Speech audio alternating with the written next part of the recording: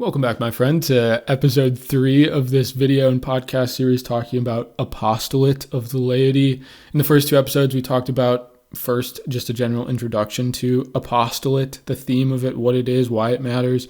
Last episode, we talked about the soul of the apostolate, of prayer and a sacramental life from which apostolate and evangelization should flow. And today, I want to start moving towards practicals. In the next episode, I'm going to lay out sort of a strategic framework for how to develop an individualized personal apostolate for you based on your gifts, your talents, your experience, your story. But today, I want to kind of zoom out and again look at the end goal of what we talked about in the first episode of what is apostolate, what is it for? We defined it as any activity that aims to spread the kingdom of Christ throughout the earth and to enable all men to share in his saving redemption. So, how does someone enter into the kingdom of Christ and to come to know his saving redemption? It's this process of conversion.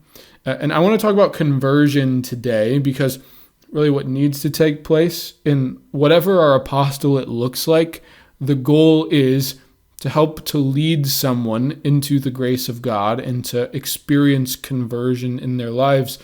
So what's sort of the roadmap for conversion? What does this look like? First, for me, that for me to engage in apostolate, I need to experience conversion myself. And how can we begin to initiate that and help others along in the process of conversion? So I want to give a biblical model for how God often moves in and through us and the church to facilitate conversion in the lives of his people. And the model, what I like to call it, is the Emmaus model, because it's based on the biblical story from Luke chapter 24 of the road to Emmaus. And it's a 4-step model I'm going to walk through in this video and podcast today. And is this an exact method that every single process of conversion follows? No, of course not. Is this the exact pace at which conversion takes place for all people? No, definitely not. Is this the only way by which God chooses to bring his grace into people's lives and convert them? No, absolutely not. Is this something that I cultivate for other people? No, it is the work of God. Again, apostolate is always the work of God in and through us, is begun by Jesus Christ, who's come to dwell in our hearts. So for me to experience conversion, this is what God has done, hopefully for me and for you, and that we can be vessels that God uses to facilitate this sort of process, this Emmaus model for other people. So again, it's a 4-step process. I use this in my professional work as a campus minister as sort of a programming model for anything that we offer for campus ministry, for our college students, fits in specific places within these 4 stages of this Emmaus model. And again, it's all based on the story of the road to Emmaus in Luke chapter 24. I'm not going to read through the whole story, just give sort of a general overview. Again, it's on Easter Sunday. It's the day of the resurrection, and it says that there are 2 of Jesus' disciples who are on the road from Jerusalem to a nearby town called Emmaus. And they're walking away and they're sort of dejected and they're sad and confused about what's gone on, that they thought that this Jesus would be the Christ, but now he has been crucified and he's dead, so surely he must not be. And it says that Jesus meets them along the road and they don't quite recognize him for whatever reason. And he walks with them and he asks them questions.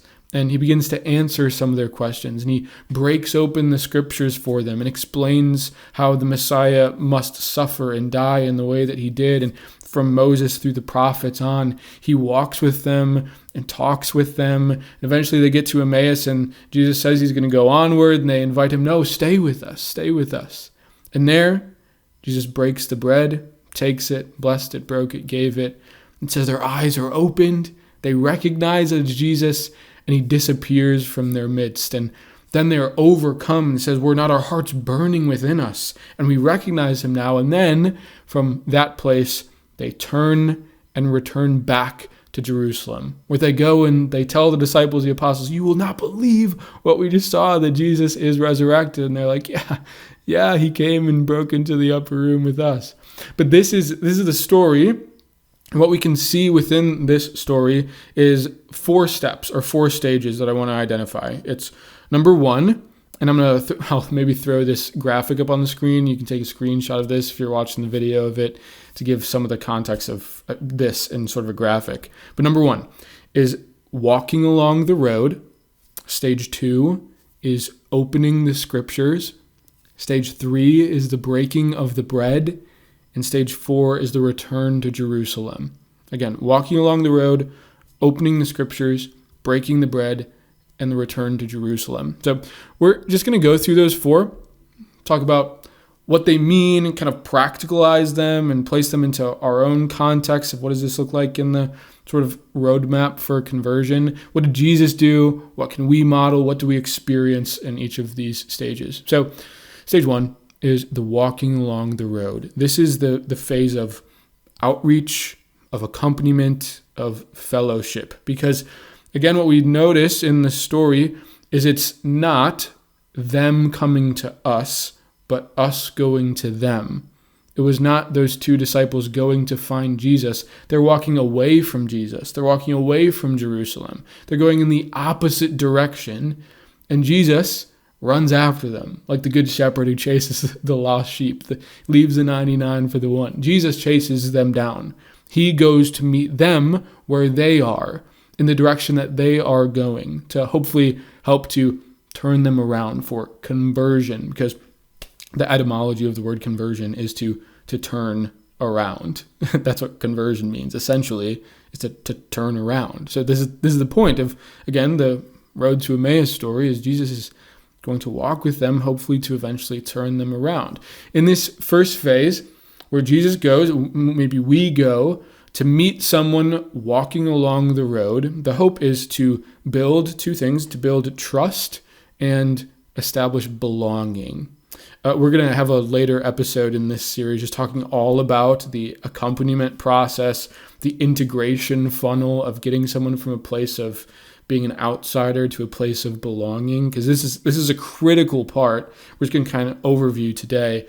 But what we're hoping to do is to bridge the gap of familiarity that needs to be bridged, or maybe even a chasm of healing that needs to take place. Because anyone who is going in the opposite direction of Jesus, anyone who is unchurched or anti-church, is either experiencing they're either unfamiliar with the church, or they've been wounded by the church in some way, or they've been wronged, or they've had a poor experience with it in some way. So what this first phase is, the walking along the road, is bridging the gap of unfamiliarity, or being the bridge that needs to cross this chasm of wounds and healing that needs to take place. The healing and the familiarity that takes place can only take place in relationship. It necessitates that there's another person who is there to walk along the road with us. And again, it's along their road. It's where they're at, wherever they are. And Jesus models for us that the process here is a process of listening and asking questions about their experience. We notice in the story that Jesus doesn't immediately begin to preach to them. He meets them and asks, what are you thinking about? What are you talking about as you walk along the way? And he asks follow-up questions. He gets to know their experience. He hears their part of the story first before the preaching that takes place, before the teaching, the opening of the scriptures that'll take place. Jesus is able to individualize the story because he first gets to know their story. That's the process of walking along the road with people. It's getting to know them, hearing where they're at, so that we can create the bridge over the gap of unfamiliarity or woundedness that they experience. And this process of conversion in stage 1 must begin at the slow pace of relationship. At the slow pace of relationship.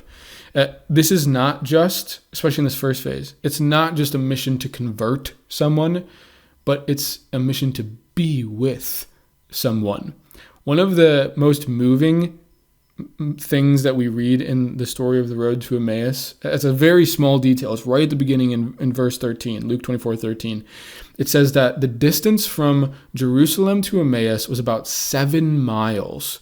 If you think about walking pace, if you're moving at a fairly brisk walking pace, it's about 3 miles per hour. So imagine that maybe they're not moving that quickly because they're kind of confused, dejected, and they're talking. So it's easier to talk when you're not moving super quick. So maybe a little under 3 miles an hour to get 7 miles from Jerusalem to Emmaus. Jesus walked along the road with them for 2 to 3 hours on Easter Sunday. On the day of resurrection, Jesus chose to use his precious time to chase after the lost sheep who was walking along for 7 long miles. For 3+ hours, Jesus just stayed with them.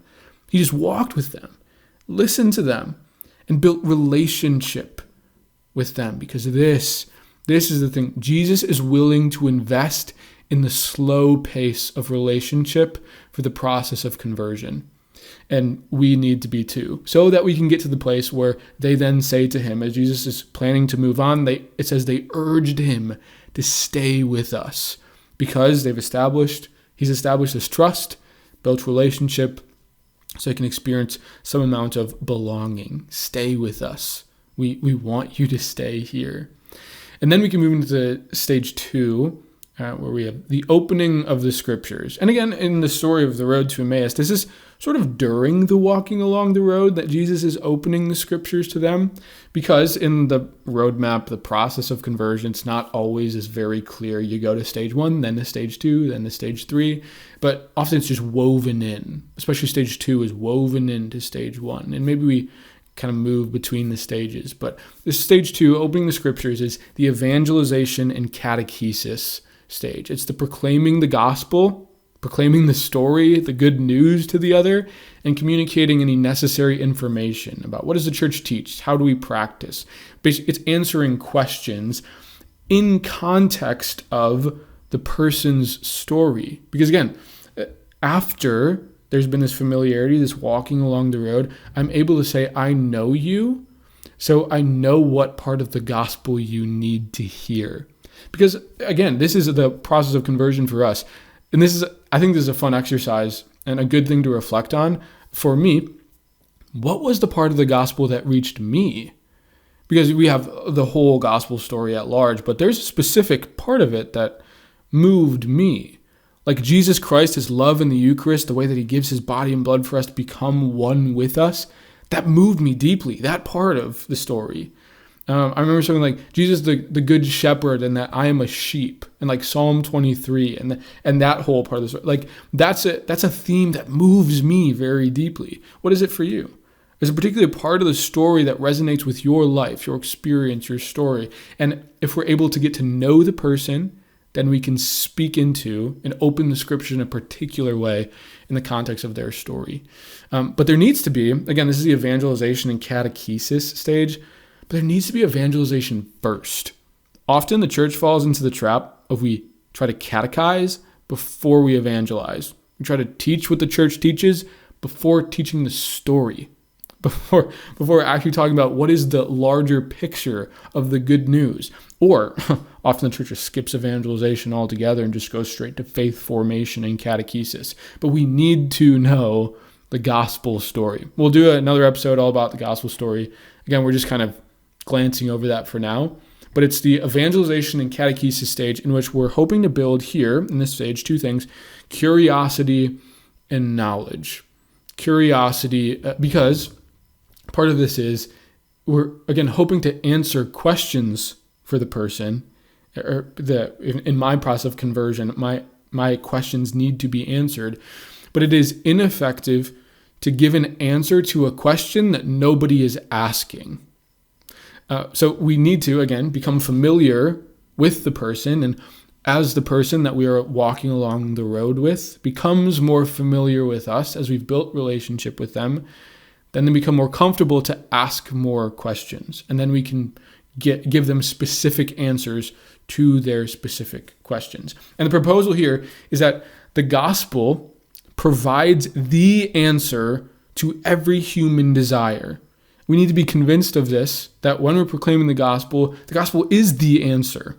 In large part, macro. The gospel is the answer to every human desire. So that when we answer specific questions in this stage, we get them to a place the person is able to say, were not our hearts burning within us as the scriptures were opened, as the gospel was proclaimed.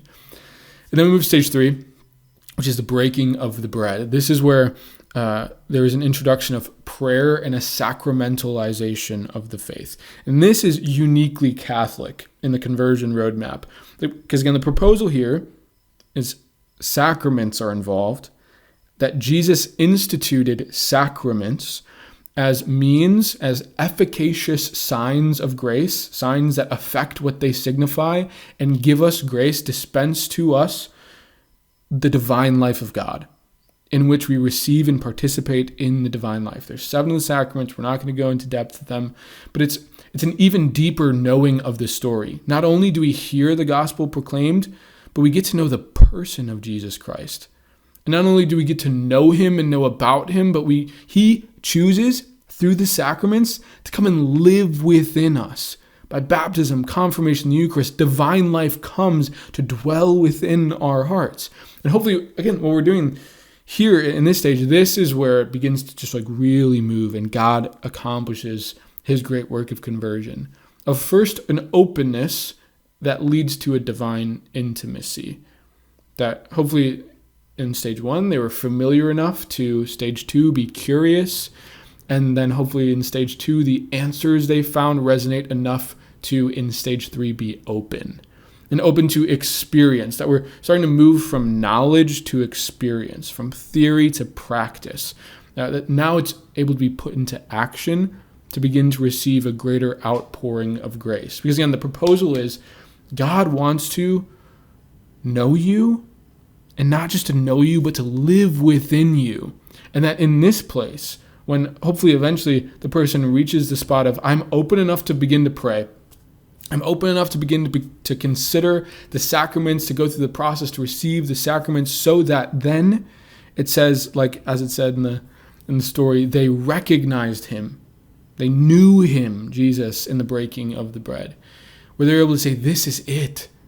This is the answer. We were moving off somewhere sad and longing for an answer, and we found the answer here in the person of Jesus Christ. And then, again, finally, stage 4 is the return to Jerusalem, where the final move, the necessary move, is to become an apostle, a messenger, where they know Jesus, they saw him resurrected, and they return back the way they came. They turn around, they become messengers of the good word. It's a sending back to do for others what has been done for you.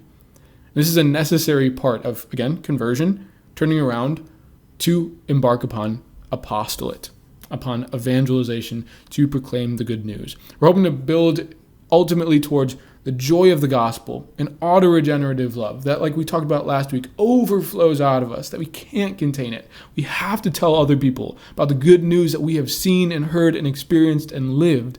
It just pours out of us and we can't contain it. That we have this missionary impulse, that it is right for me to do this, it is good for me to do this, it is exciting for me to go out and do for others what has been done for me, that I am now going to go be a leader. I'm going to go be an apostle. This is the model of Jesus that we find in the Emmaus story, but it's also what he did for the apostles over the long term of the gospel, that he met them, he taught them, he sacramentalized the faith, and he sent them out and as missionary disciples, as disciples who make disciples, who make disciples, who make disciples, in this eternal loop of discipleship. Apostles, missionary disciples who go out and do this. And because this is the end goal, to be sent out. Not just to sit in the pews, not just to read your Bible, not just to go to Mass and check the boxes, but to be sent out, to return to Jerusalem, to go and proclaim the good news about what you've just experienced.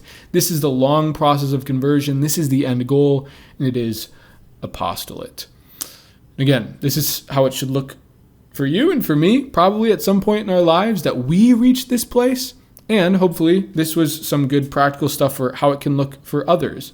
That we start by accompanying them, building relationship, building a familiarity with them so that we can place their story in the context of the gospel story, to provide answers, to introduce them to the person of Jesus so he can come and dwell in their hearts and send them out to be a leader and an apostle in the world. Again, next episode, now that we have this kind of context, next episode we're going to talk about the strategic form this can take, individualized to you as a person that God has chosen to be an apostle. What gifts has he given you, interests, and a form that it can take that we can go do this practically. But we just kind of today can pray for this, for conversion, because it all starts with conversion in my heart, so that I can help to participate in the conversion of other people. So we just pray, God, convert me, Lord, today. Jesus, meet me along the road. Set my heart ablaze. Let it burn within me. Make me to know you in the breaking of the bread, in prayer, in the sacraments. Help me to know you. Fill me with your love and your life so it overflows, and send me out.